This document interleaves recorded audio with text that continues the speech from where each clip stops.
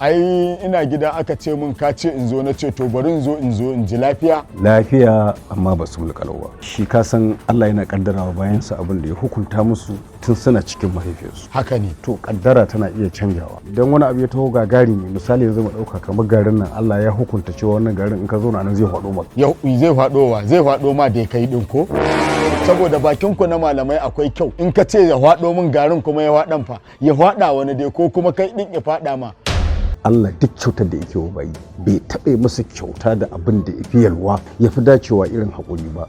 Kafin na tafi malam na cewa yaron nan ga babur ɗin nan duk abin da aka yi ya riƙe shi bisa amana na ɗauki mukullin babur sabo na bashi ko hawan kirki ban mabba na ce gashi nan ya tsaya ya gina kansa kafin na dawo kawai malam maimakon zo tarar da babur cikin aminci cikin mutunci kawai sai ya zo ya ce min babur ya faɗi. Kai haƙuri ka ɗauka cewa wani abu ne ya taho wataƙila ma ƙafa ka za ka rasa. Ƙafar ka dai ko?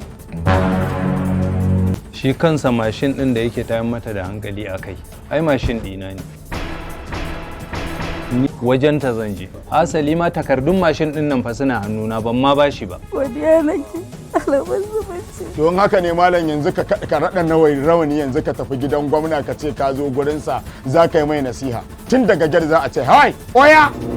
Ko ka tafi gidan shugaban ƙasa ka ce ka zo ka yi mar wa'azi, za ka je? Kai matsala ta da kai. Inda duk za a dora ka duk layin da za a dora ka a kai. Na gode malam.